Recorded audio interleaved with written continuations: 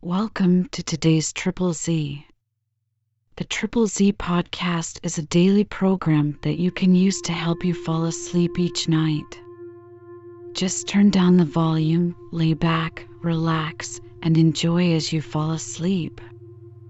We thought we'd try reading the Wikipedia article for Beowulf. Hopefully, you won't find it too interesting to fall asleep. If you enjoy our program, please be sure to write us a review on your podcast platform and share us with a friend. You both might sleep just a little better at night. Our website is Triple Z, that's 3zs.media.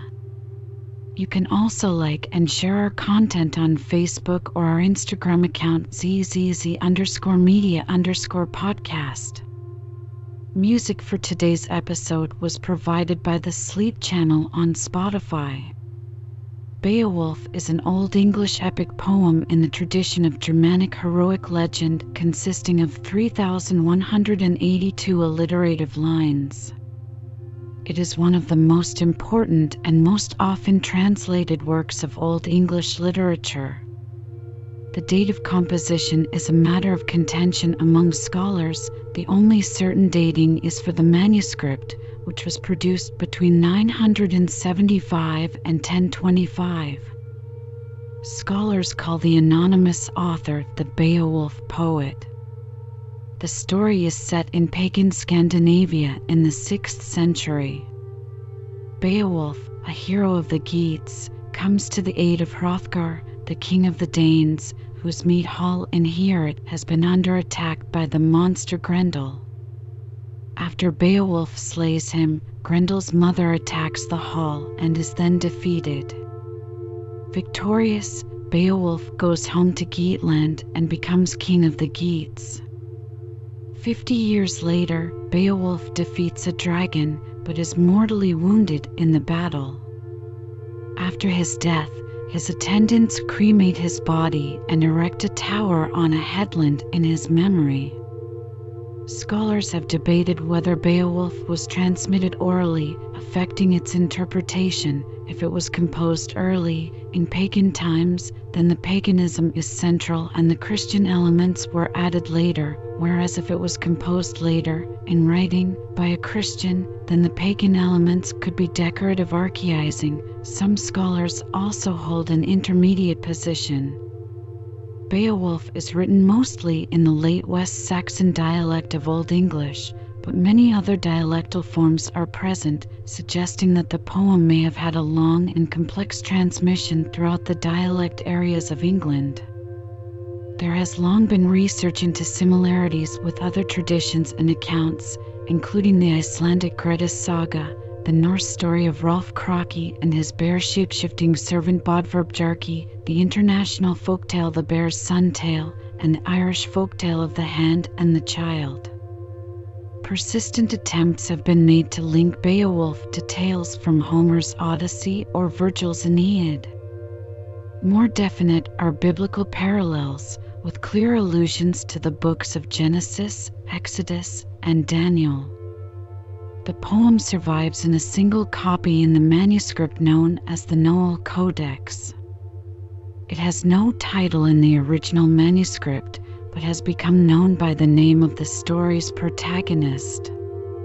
In 1731, the manuscript was damaged by a fire that swept through Ashburnham House in London, which was housing Sir Robert Cotton's collection of medieval manuscripts. It survived, but the margins were charred and some readings were lost. The Noel Codex is housed in the British Library. The poem was first transcribed in 1786. Some verses were first translated into modern English in 1805, and 9 complete translations were made in the 19th century, including those by John Mitchell Kemble and William Morris.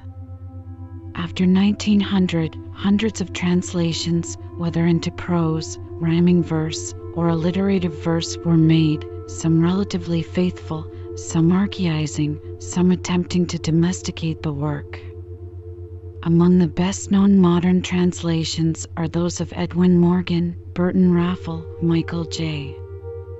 Alexander Royliutza, and Seamus Heaney. The difficulty of translating Beowulf has been explored by scholars including J.R.R. Tolkien in his essay on translating Beowulf, who worked on a verse and a prose translation of his own. The events in the poem take place over most of the 6th century and feature no English characters. Some suggest that Beowulf was first composed in the 7th century at Rendlesham in East Anglia, as the Sutton Hoo ship burial shows close connections with Scandinavia, and the East Anglian royal dynasty, the Wulfingas, may have been descendants of the Geatish Wulfings. Others have associated this poem with the court of King Alfred the Great or with the court of King Nut the Great. The poem blends fictional, legendary, mythic, and historic elements. Although Beowulf himself is not mentioned in any other Anglo-Saxon manuscript, many of the other figures named in Beowulf appear in Scandinavian sources. This concerns not only individuals, e.g., Hilfdene, Hroger, Helga, Hrolf, Egils, and Othere, but also clans, e.g., Sildings, Silfings, and Wulfings, and certain events, e.g., the battle between Egils and Onela. The raid by King Hygelac into Frisia is mentioned by Gregory of Tours in his History of the Franks and can be dated to around 521.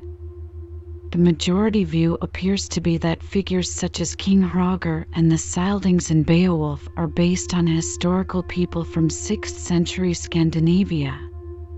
Like the Finnsburg fragment and several shorter surviving poems, Beowulf has consequently been used as a source of information about Scandinavian figures such as Egils and Hygelac, and about continental Germanic figures such as Offa, king of the continental Angles.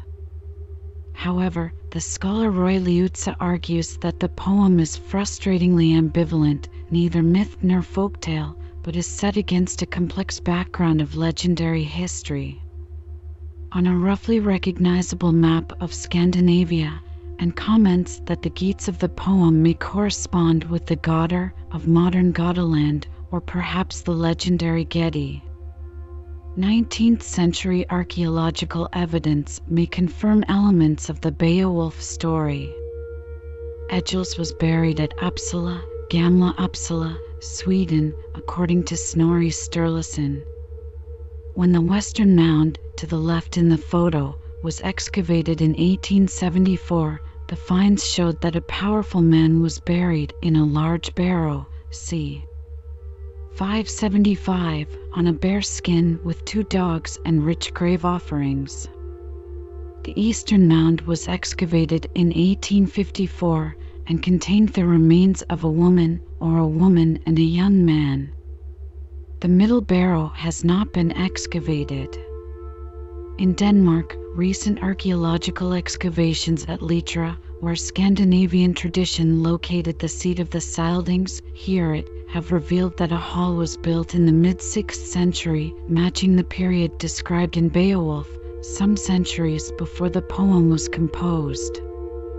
3 halls, each about 50 meters, 160 feet, long, were found during the excavation. The protagonist Beowulf, a hero of the Geats, comes to the aid of Hrothgar, king of the Danes, whose great hall, Heorot, is plagued by the monster Grendel. Beowulf kills Grendel with his bare hands, then kills Grendel's mother with a giant's sword that he found in her lair. Later in his life, Beowulf becomes king of the Geats and finds his realm terrorized by a dragon, some of whose treasure had been stolen from his hoard in a burial mound. He attacks the dragon with the help of his thanes or servants, but they do not succeed. Beowulf decides to follow the dragon to its lair at Ernennes, but only his young Swedish relative Wiglaf, whose name means remnant of valor, dares to join him.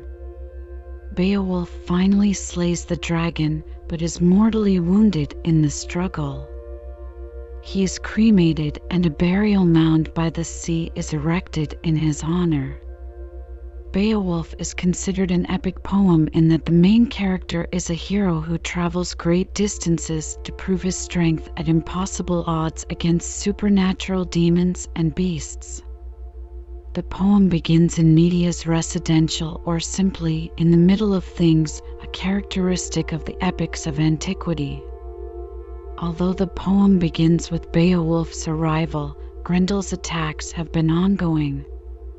An elaborate history of characters and their lineages is spoken of, as well as their interactions with each other, debts owed and repaid, and deeds of valor. The warriors form a brotherhood linked by loyalty to their lord. The poem begins and ends with funerals, at the beginning of the poem for Scyld Scefing and at the end for Beowulf. The poem is tightly structured.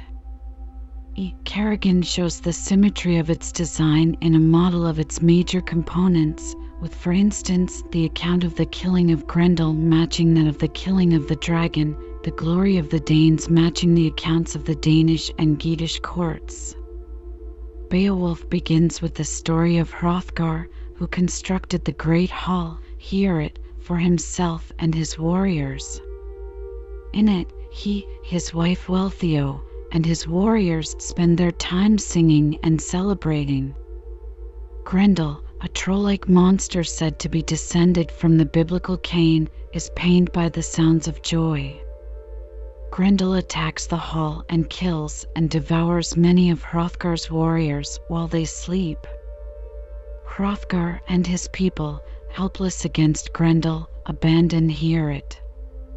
Beowulf, a young warrior from Geatland, hears of Hrothgar's troubles and with his king's permission leaves his homeland to assist Hrothgar. Beowulf and his men spend the night in Heorot. Beowulf refuses to use any weapon because he holds himself to be Grendel's equal. When Grendel enters the hall, Beowulf, who has been feigning sleep, leaps up to clench Grendel's hand. Grendel and Beowulf battle each other violently. Beowulf's retainers draw their swords and rush to his aid, but their blades cannot pierce Grendel's skin. Finally, Beowulf tears Grendel's arm from his body at the shoulder and Grendel runs to his home in the marshes where he dies. Beowulf displays the whole of Grendel's shoulder and arm, his awesome grasp for all to see at Heorot. This display would fuel Grendel's mother's anger in revenge. The next night, after celebrating Grendel's defeat, Hrothgar and his men sleep in Heorot. Grendel's mother, angry that her son has been killed, sets out to get revenge. Beowulf was elsewhere. Earlier, after the award of treasure, the Geat had been given another lodging. His assistants would be absent in this battle. Grendel's mother violently kills Astyr, who is Hrothgar's most loyal fighter, and escapes. Hrothgar, Beowulf, and their men track Grendel's mother to her lair under a lake. Unfer, a warrior who had earlier challenged him, presents Beowulf with his sword Hrunting. After stipulating a number of conditions to Hrothgar in case of his death, including the taking in of his kinsmen and the inheritance by Unferth of Beowulf's estate, Beowulf jumps into the lake, and while harassed by water monsters gets to the bottom, where he finds a cavern. Grendel's mother pulls him in, and she and Beowulf engage in fierce combat.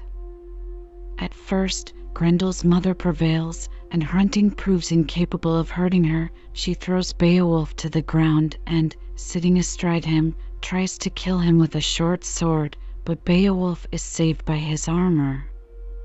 Beowulf spots another sword, hanging on the wall and apparently made for giants, and cuts her head off with it. Traveling further into Grendel's mother's lair, Beowulf discovers Grendel's corpse and severs his head with the sword. Its blade melts because of the monster's hot blood, leaving only the hilt. Beowulf swims back up to the edge of the lake where his men wait. Carrying the hilt of the sword and Grendel's head, he presents them to Hrothgar upon his return to Heorot. Hrothgar gives Beowulf many gifts, including the sword Naegling, his family's heirloom. The events prompt a long reflection by the king, sometimes referred to as Hrothgar's sermon, in which he urges Beowulf to be wary of pride and to reward his thanes. Beowulf returns home and eventually becomes king of his own people. One day, 50 years after Beowulf's battle with Grendel's mother, a slave steals a golden cup from the lair of a dragon at Ernannes. When the dragon sees that the cup has been stolen, it leaves its cave in a rage, burning everything in sight. Beowulf and his warriors come to fight the dragon, but Beowulf tells his men that he will fight the dragon alone and that they should wait on the barrow. Beowulf descends to do battle with the dragon, but finds himself outmatched. His men, upon seeing this and fearing for their lives, retreat into the woods. One of his men, Wiglaf, however, in great distress at Beowulf's plight, comes to his aid. The two slay the dragon, but Beowulf is mortally wounded. After Beowulf dies, Wiglaf remains by his side, grief-stricken. When the rest of the men finally return, Wiglaf bitterly admonishes them, blaming their cowardice for Beowulf's death. Beowulf is ritually burned on a great pyre in Geatland while his people wail and mourn him, fearing that without him, the Geats are defenseless against attacks from surrounding tribes. Afterwards, a barrow, visible from the sea, is built in his memory. The poem contains many apparent digressions from the main story. These were found troublesome by early Beowulf scholars such as Frederick Kleber, who wrote that they interrupt the story. W. Lawrence, who stated that they clog the action and distract attention from it, and W. P. Kerr, who found some irrelevant, possibly, interpolations. More recent scholars from Adrien Bonjour onwards note that the digressions can all be explained as introductions or comparisons with elements of the main story. For instance, Beowulf swimming home across the sea from Frisia carrying 30 sets of armor emphasizes his heroic strength. The digressions can be divided into 4 groups, namely the Scyld narrative at the start, many descriptions of the Geats, including the Swedish-Geatish Wars, the Lay of the Last Survivor in the style of another Old English poem, The Wanderer, and Beowulf's dealings with the Geats, such as his verbal contest with Unferth and his swimming duel with Breca, and the tale of Sigemund and the Dragon, history and legend, including the fight at Finnsburg and the tale of Friuru and Ingeld, and biblical tales such as the creation myth and Cain as ancestor of all monsters. The digressions provide a powerful impression of historical depth, imitated by Tolkien in The Lord of the Rings, a work that embodies many other elements from the poem. The dating of Beowulf has attracted considerable scholarly attention. Opinion differs as to whether it was first written in the 8th century, whether it was nearly contemporary with its 11th century manuscript, and whether a proto-version, possibly a version of the Bear's Sun tale, was orally transmitted before being transcribed in its present form. Albert Lord felt strongly that the manuscript represents the transcription of a performance, though likely taken at more than one sitting. J.R. Tolkien believed that the poem retains too genuine a memory of Anglo-Saxon paganism to have been composed more than a few generations after the completion of the Christianization of England around AD 700, and Tolkien's conviction that the poem dates to the 8th century has been defended by scholars including Tom Shippey, Leonard Najdorf, Raphael J. Pasquale, and Robert D. Fulk. An analysis of several Old English poems by a team, including Najdorf, suggests that Beowulf is the work of a single author, though other scholars disagree. The claim to an early 11th century date depends in part on scholars who argue that, rather than the transcription of a tale from the oral tradition by an earlier literate monk, Beowulf reflects an original interpretation of an earlier version of the story by the manuscript's two scribes. On the other hand, some scholars argue that linguistic, paleographical, handwriting, metrical, poetic structure, and onomastic naming considerations align to support a date of composition in the first half of the 8th century. In particular, the poem's apparent observation of etymological vowel length distinctions in unstressed syllables, described by Calusa's law, has been thought to demonstrate a date of composition prior to the earlier 9th century. However, scholars disagree about whether the metrical phenomena described by Calusa's law prove an early date of composition or are evidence of a longer prehistory of the Beowulf meter. B.R. Hutcheson, for instance, does not believe Calusa's law can be used to date the poem, while claiming that the weight of all the evidence Fulk presents in his book tells strongly in favor of an 8th century date. From an analysis of creative genealogy and ethnicity, Craig R. Davis suggests a composition date in the AD 890s, when King Alfred of England had secured the submission of Guthrum, leader of a division of the great heathen army of the Danes, and of Ethelred, ealdorman of Mercia. In this thesis, the trend of appropriating Gothic royal ancestry, established in Francia during Charlemagne's reign, influenced the Anglian kingdoms of Britain to attribute to themselves a Geatish descent. The composition of Beowulf was the fruit of the later adaptation of this trend in Alfred's policy of asserting authority over the Angelson, in which Celtic descent was attributed to the West Saxon royal pedigree. This date of composition largely agrees with Lappich's positing of a West Saxon exemplar, c. 900. The location of the poem's composition is intensely disputed.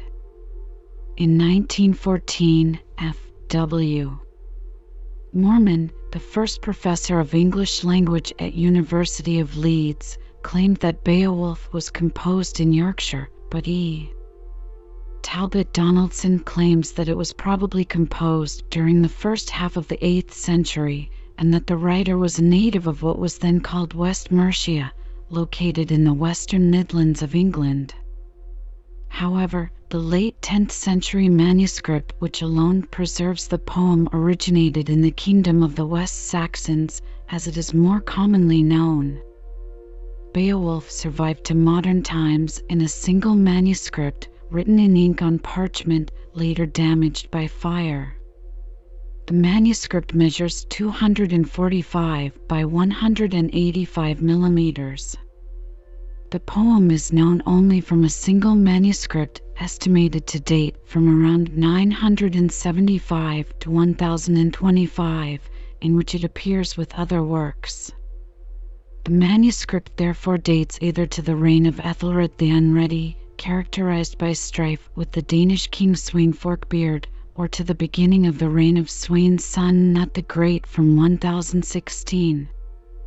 The Beowulf manuscript is known as the Noel Codex, gaining its name from 16th century scholar Lawrence Noel. The official designation is British Library, Cotton Vitellius A. the 15th, because it was one of Sir Robert Bruce Cotton's holdings in the Cotton Library in the middle of the 17th century. Many private antiquarians and book collectors, such as Sir Robert Cotton, use their own library classification systems.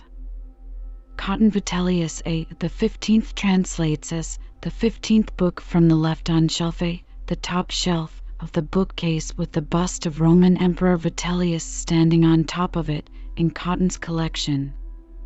Kevin Kiernan argues that Noel most likely acquired it through William Cecil, 1st Baron Burleigh, in 1563, when Noel entered Cecil's household as a tutor to his ward, Edward de Vere, 17th Earl of Oxford.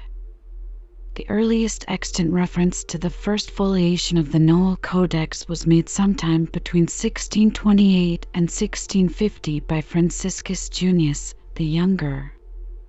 The ownership of the Codex before Noel remains a mystery.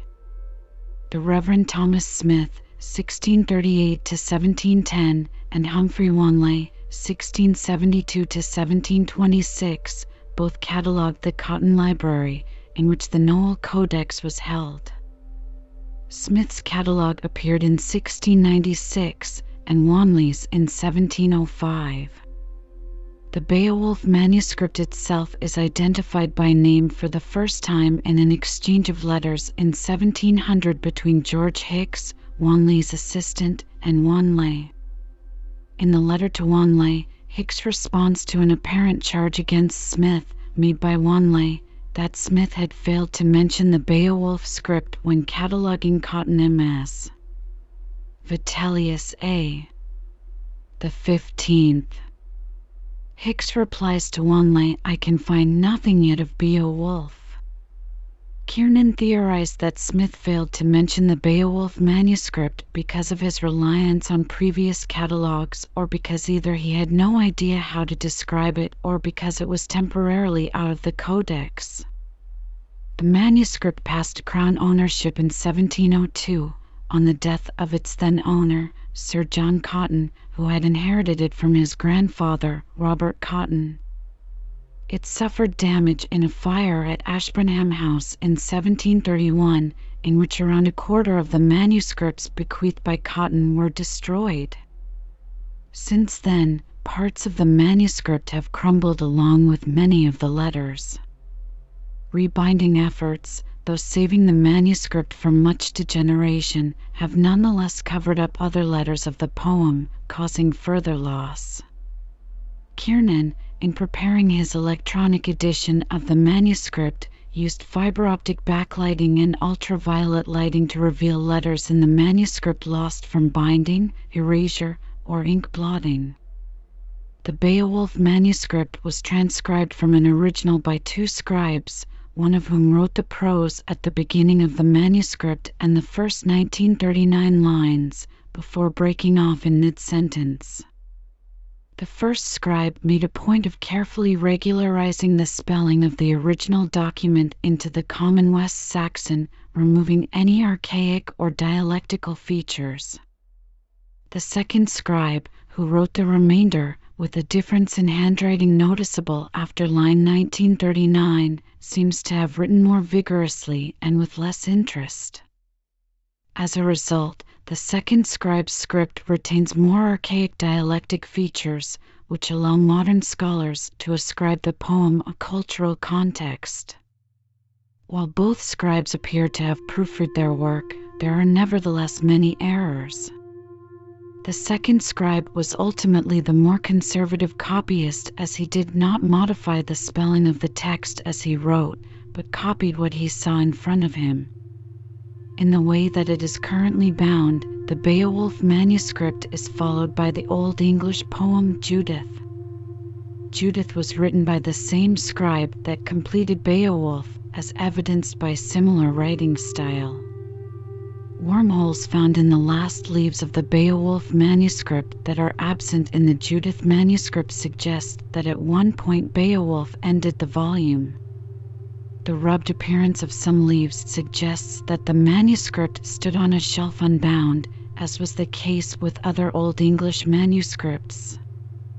Knowledge of books held in the library at Malmesbury Abbey and available as source works, as well as the identification of certain words particular to the local dialect found in the text, suggests that the transcription may have taken place there. The scholar Roy Liutzen notes that the practice of oral poetry is by its nature invisible to history, as evidence is in writing. Comparison with other bodies of verse such as Homer's, coupled with ethnographic observation of early 20th century performers, has provided a vision of how an Anglo-Saxon singer, poet, or scop may have practiced. The resulting model is that performance was based on traditional stories and a repertoire of word formulae that fitted the traditional meter. The Scot moved through the scenes, such as putting on armor or crossing the sea, each one improvised at each telling with different combinations of the stock phrases, while the basic story and style remained the same. Liutzen notes that Beowulf itself describes the technique of a court poet in assembling materials in lines 867 to 874 in his translation, full of grand stories, mindful of songs. Found other words truly bound together. To recite with skill the adventure of Beowulf, adeptly tell a tall tale, and, wordum Rixlan, weave his words. The poem further mentions, lines 1065 to 1068, that the harp was touched, tales often told, when Hrothgar's Scop was set to recite among the mead tables his hall entertainment. The question of whether Beowulf was passed down through oral tradition prior to its present manuscript form has been the subject of much debate and involves more than simply the issue of its composition. Rather, given the implications of the theory of oral formulaic composition and oral tradition, the question concerns how the poem is to be understood and what sorts of interpretations are legitimate. In his landmark 1960 work, The Singer of Tales, Albert Lord, citing the work of Francis Peabody Magoun and others, considered it proven that Beowulf was composed orally. Later scholars have not all been convinced. They agree that themes like arming the hero or the hero on the beach do exist across Germanic works. Some scholars conclude that Anglo-Saxon poetry is a mix of oral formulaic and literate patterns. Larry Benson proposed that Germanic literature contains kernels of tradition which Beowulf expands upon. And Watts argued against the imperfect application of one theory to two different traditions, traditional, Homeric, oral formulaic poetry and Anglo-Saxon poetry. Thomas Gardner agreed with Watts, arguing that the Beowulf text is too varied to be completely constructed from set formulae and themes. John Miles Foley wrote that comparative work must observe the particularities of a given tradition. In his view, there was a fluid continuum from traditionality to textuality. Many editions of the Old English text of Beowulf have been published. This section lists the most influential. The Icelandic scholar Grimur Jónsson Thorkelin made the first transcriptions of the Beowulf manuscript in 1786, working as part of a Danish government historical research commission. He made one himself and had another done by a professional copyist who knew no Old English and was therefore in some ways more likely to make transcription errors, but in other ways more likely to copy exactly what he saw. Since that time, the manuscript has crumbled further, making these transcripts prized witnesses to the text. While the recovery of at least 2,000 letters can be attributed to them, their accuracy has been called into question, and the extent to which the manuscript was actually more readable in Thorkelin's time is uncertain. Thorkelin used these transcriptions as the basis for the first complete edition of Beowulf in Latin. In 1922, Frederick Kleber published his edition Beowulf and the Fight at Finnsburg. It became the central source used by graduate students for the study of the poem and by scholars and teachers as the basis of their translations. The edition included an extensive glossary of Old English terms. His third edition was published in 1936, with the last version in his lifetime being a revised reprint in 1950. Kleber's text was represented with new introductory material, notes, and glosses in a fourth edition in 2008. Another widely used edition is Elliot van Kirkdabe's, published in 1953 in the Anglo-Saxon Poetic Records series. The British Library, meanwhile, took a prominent role in supporting Kevin Kiernan's electronic Beowulf, The first edition appeared in 1999 and the fourth in 2014. The tightly interwoven structure of Old English poetry makes translating Beowulf a severe technical challenge. Despite this, a great number of translations and adaptations are available in poetry and prose.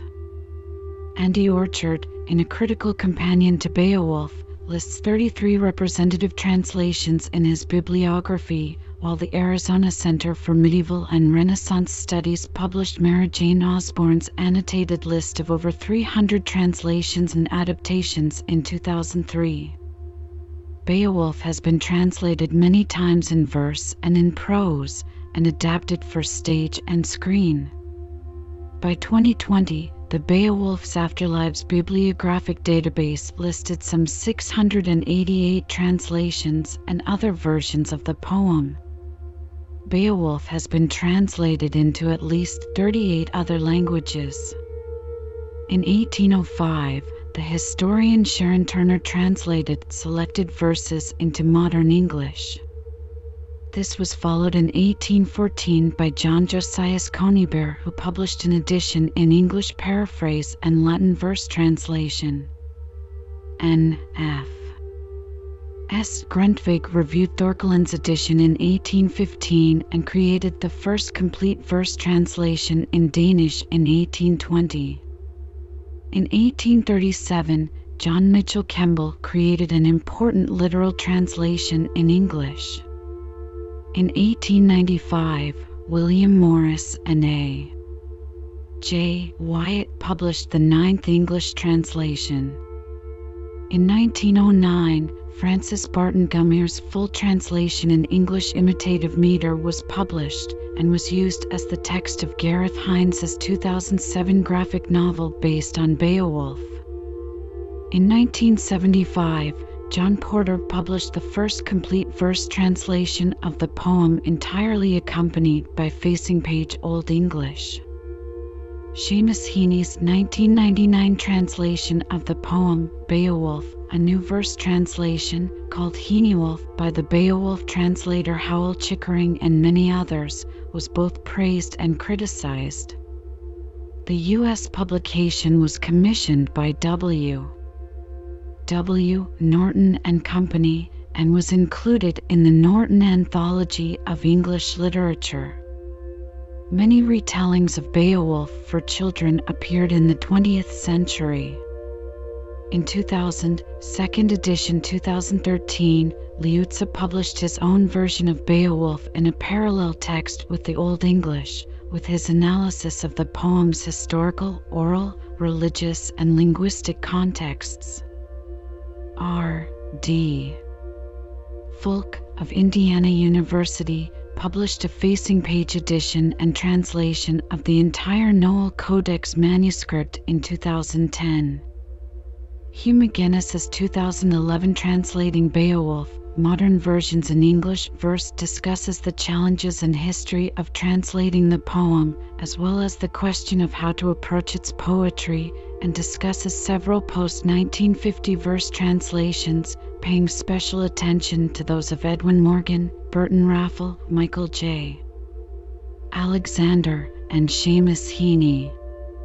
Translating Beowulf is one of the subjects of the 2012 publication Beowulf at Kalamazoo, containing a section with 10 essays on translation and a section with 22 reviews of Heaney's translation, some of which compare Heaney's work with Liuzza's. Tolkien's long-awaited translation, edited by his son Christopher, was published in 2014 as Beowulf, a translation and commentary. The book includes Tolkien's own retelling of the story of Beowulf in his tale Selig-Spell, but not his incomplete and unpublished verse translation. The Mere Wife, by Maria Devana Headley, was published in 2018. It relocates the action to a wealthy community in 20th century America and is told primarily from the point of view of Grendel's mother. In 2020, Headley published a translation in which the opening weight is rendered bro, This translation subsequently won the Hugo Award for Best Related Work. Neither identified sources nor analogues for Beowulf can be definitively proven, but many conjectures have been made. These are important in helping historians understand the Beowulf manuscript, as possible source texts or influences would suggest timeframes of composition, geographic boundaries within which it could be composed, or range, both spatial and temporal, of influence, i.e., when it was popular and where its popularity took it. The poem has been related to Scandinavian, Celtic, and international folkloric sources. 19th century studies proposed that Beowulf was translated from a lost original Scandinavian work. Surviving Scandinavian works have continued to be studied as possible sources. In 1886, Gregor Sarrazin suggested that an Old Norse original version of Beowulf must have existed, but in 1914 Carl Wilhelm von Sydow pointed out that Beowulf is fundamentally Christian and was written at a time when any Norse tale would have most likely been pagan.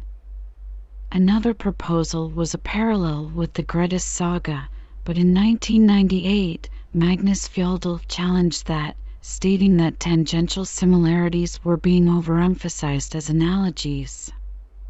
The story of Rolf Kraki and his servant, the legendary bear shapeshifter Bodvar Bjarki, has also been suggested as a possible parallel. He survives in Rolf's Saga Kraka and Saxo's Gesta Danorum, while Rolf Kraki, one of the Sildings, appears as Hrothulf in Beowulf. New Scandinavian analogues to Beowulf continue to be proposed regularly, with Rolf's Saga Gaurexanar being the most recently adduced text. Friedrich Panzer, 1910, wrote a thesis that the first part of Beowulf, the Grendel story, incorporated pre-existing folktale material, and that the folktale in question was of the bear's son tale, Berenson Marchen, type, which has surviving examples all over the world. This tale type was later catalogued as International Folktale Type 301, now formally entitled the Three Stolen Princesses type in Hans Uther's catalogue, although the bear's son is still used in Beowulf criticism, if not so much in folkloristic circles. However, although this folkloristic approach was seen as a step in the right direction, the bear's son tale has later been regarded by many as not a close enough parallel to be a viable choice. Later, Peter A. Jorgensen, looking for a more concise frame of reference, coined a two-troll tradition that covers both Beowulf and Grettis saga, a Norse archetype in which a hero enters a cave and kills two giants, usually of different sexes. This has emerged as a more attractive folktale parallel, according to a 1998 assessment by Anderson. The epic similarity to the Irish folktale The Hand and the Child was noted in 1899 by Albert S. Cook and others even earlier. In 1914, the Swedish folklorist Carl Wilhelm von Sydow made a strong argument for parallelism with The Hand and the Child, because the folktale type demonstrated a monstrous arm motif that corresponded with Beowulf's wrenching off Grendel's arm. No such correspondence could be perceived in the bear's son tale or in the Grettis saga. James Carney and Martin Povell agree with this Hand and the Child contextualization. Povell supported the Hand and the Child theory through such motifs as, in Anderson's words, the more powerful giant mother, the mysterious light in the cave, the melting of the sword in blood, the phenomenon of battle rage, swimming prowess, combat with water monsters, underwater adventures, and the bear hug style of wrestling. In the Mabinogion, Ternon discovers the otherworldly boy-child Pryderi, the principal character of the cycle, after cutting off the arm of a monstrous beast which is stealing foals from his stables. The medievalist R. Mark Scowcroft notes that the tearing off of the monster's arm without a weapon is found only in Beowulf and 15 of the Irish variants of the tale. He identifies 12 parallels between the tale and Beowulf. Attempts to find classical or late Latin influence or analog in Beowulf are almost exclusively linked with Homer's Odyssey or Virgil's Aeneid. In 1926, Albert S. Cook suggested a Homeric connection due to equivalent formulas, metonymies, and analogous voyages. In 1930, James A. Work supported the Homeric influence, stating that encounter between Beowulf and Unferth was parallel to the encounter between Odysseus and Euryalus in Books 7 to 8 of the Odyssey, even to the point of both characters giving the hero the same gift of a sword upon being proven wrong in their initial assessment of the hero's prowess. This theory of Homer's influence on Beowulf remained very prevalent in the 1920s, but started to die out in the following decade when a handful of critics stated that the two works were merely comparative literature. Although Greek was known in late 7th century England, Bede states that Theodore of Tarsus, a Greek, was appointed Archbishop of Canterbury in 668, and he taught Greek. Several English scholars and churchmen are described by Bede as being fluent in Greek due to being taught by him. Bede claims to be fluent in Greek himself. Frederick Kleber, among others, argued for a connection between Beowulf and Virgil near the start of the 20th century, claiming that the very act of writing a secular epic in a Germanic world represents Virgilian influence. Virgil was seen as the pinnacle of Latin literature, and Latin was the dominant literary language of England at the time, therefore making Virgilian influence highly likely. Similarly, in 1971, Alistair Campbell stated that the applaud technique used in Beowulf is so rare in epic poetry aside from Virgil that the poet who composed Beowulf could not have written the poem in such a manner without first coming across Virgil's writings. It cannot be denied that biblical parallels occur in the text, whether seen as a pagan work with Christian coloring added by scribes or as a Christian historical novel, with selected bits of paganism deliberately laid on as local color, as Margaret E. Goldsmith did in The Christian Theme of Beowulf. Beowulf channels the Book of Genesis, the Book of Exodus, and the Book of Daniel in its inclusion of references to the Genesis creation narrative, the story of Cain and Abel, Noah and the flood, the devil, hell, and the Last Judgment. Beowulf predominantly uses the West Saxon dialect of Old English, like other Old English poems copied at the time. However, it also uses many other linguistic forms. This leads some scholars to believe that it has endured a long and complicated transmission through all the main dialect areas. It retains a complicated mix of Mercian, Northumbrian, early West Saxon, Anglian, Kentish, and late West Saxon dialectical forms. An Old English poem such as Beowulf is very different from modern poetry. Anglo-Saxon poets typically used alliterative verse, a form of verse in which the first half of the line, the A verse, is linked to the second half, the B verse, through similarity in initial sound. In addition, the two halves are divided by a caesura, oft scyld / scenariatum l. For this verse form maps stressed and unstressed syllables onto abstract entities known as metrical positions. There is no fixed number of beats per line. The first one cited has 3, oft scyld scfing, whereas the second has 2, scenariatum. The poet had a choice of formulae to assist in fulfilling the alliteration scheme. These were memorized phrases that conveyed a general and commonly occurring meaning that fitted neatly into a half-line of the chanted poem. Examples are line 8's Weox under Wulknum, waxed under Welkin, i.e. he grew up under the heavens, line 11's Gombin Gildan, pay tribute, line 13's Jong and Girdum, young in the yards, i.e. young in the courts, and line 14's false to Frafra, as a comfort to his people. kennings are a significant technique in Beowulf. They are evocative poetic descriptions of everyday things, often created to fill the alliterative requirements of the meter. For example, a poet might call the sea the swan's riding, a king might be called a ring giver. The poem contains many kennings, and the device is typical of much of classic poetry in Old English, which is heavily formulaic. The poem, too, makes extensive use of elided metaphors.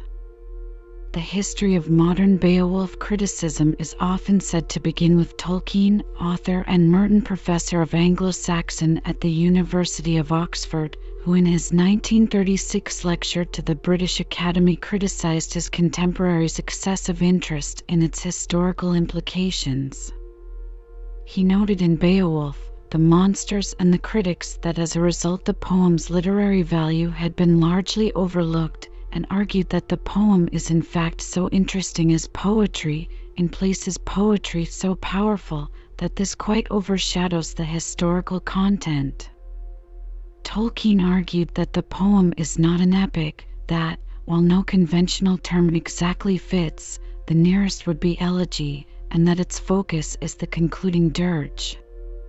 In historical terms, the poem's characters were Germanic pagans, yet the poem was recorded by Christian Anglo-Saxons who had mostly converted from their native Anglo-Saxon paganism around the 7th century. Beowulf thus depicts a Germanic warrior society in which the relationship between the lord of the region and those who served under him was of paramount importance. In terms of the relationship between characters in Beowulf to God, one might recall the substantial amount of paganism that is present throughout the work. Literary critics such as Fred C. Robinson argue that the Beowulf poet tries to send a message to readers during the Anglo-Saxon time period regarding the state of Christianity in their own time. Robinson argues that the intensified religious aspects of the Anglo-Saxon period inherently shape the way in which the poet alludes to paganism as presented in Beowulf. The poet calls on Anglo-Saxon readers to recognize the imperfect aspects of their supposed Christian lifestyles. In other words, the poet is referencing their Anglo-Saxon heathenism. In terms of the characters of the epic itself, Robinson argues that readers are impressed by the courageous acts of Beowulf and the speeches of Hrothgar. But one is ultimately left to feel sorry for both men as they are fully detached from supposed Christian truth. The relationship between the characters of Beowulf and the overall message of the poet regarding their relationship with God is debated among readers and literary critics alike. Richard North argues that the Beowulf poet interpreted Danish myths in Christian form, as the poem would have served as a form of entertainment for a Christian audience, and states, as yet we are no closer to finding out why the first audience of Beowulf liked to hear stories about people routinely classified as damned. This question is pressing, given that Anglo-Saxons saw the Danes as heathens rather than as foreigners. Donaldson wrote that the poet who put the materials into their present form was a Christian, and poem reflects a Christian tradition. Other scholars disagree as to whether Beowulf is a Christian work set in a Germanic pagan context. The question suggests that the conversion from the Germanic pagan beliefs to Christian ones was a prolonged and gradual process over several centuries, and the poem's message in respect to religious belief at the time it was written remains unclear. Robert F. Yeager describes the basis for these questions. That the scribes of Cotton Vitellius A. the 15th were Christian is beyond doubt, and it is equally sure that Beowulf was composed in a Christianized England, since conversion took place in the 6th and 7th centuries. The only biblical references in Beowulf are to the Old Testament, and Christ is never mentioned. The poem is set in pagan times, and none of the characters is demonstrably Christian. In fact, when we are told what anyone in the poem believes, we learn that they are pagans. Beowulf's own beliefs are not expressed explicitly. He offers eloquent prayers to a higher power, addressing himself to the Father Almighty or the wielder of all. Were those the prayers of a pagan who used phrases the Christians subsequently appropriated? Or did the poem's author intend to see Beowulf as a Christian hero, symbolically refulgent with Christian virtues?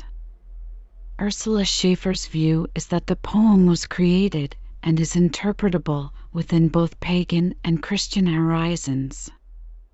Schaefer's concept of vocality offers neither a compromise nor a synthesis of views that see the poem as on the one hand Germanic, pagan, and oral, and on the other Latin-derived, Christian, and literate, but, as stated by Monica Otter, a tertium quid, a modality that participates in both oral and literate culture yet also has a logic and aesthetic of its own. Stanley B. Greenfield has suggested that references to the human body throughout Beowulf emphasize the relative position of thanes to their lord. He argues that the term shoulder companion could refer to both a physical arm as well as a thane, Astyr, who was very valuable to his lord, Hrothgar. With Astyr's death, Hrothgar turns to Beowulf as his new arm. Greenfield argues the foot is used for the opposite effect, only appearing 4 times in the poem. It is used in conjunction with Unfer, a man described by Beowulf as weak, traitorous, and cowardly. Greenfield notes that Unfer is described as at the king's feet, line 499. Unfer is a member of the foot troops, who, throughout the story, do nothing and generally serve as backdrops for more heroic action. Daniel Podgorski has argued that the work is best understood as an examination of intergenerational vengeance-based conflict, or feuding. In this context, the poem operates as an indictment of feuding conflicts as a function of its conspicuous, circuitous, and lengthy depiction of the Geatish-Swedish wars, coming into contrast with the poem's depiction of the protagonist Beowulf as being disassociated from the ongoing feuds in every way. Francis Lenigan argues that the poem can be understood as a dynastic drama in which the hero's fights with the monsters unfold against a backdrop of the rise and fall of royal houses, while the monsters themselves serve as portents of disasters affecting dynasties.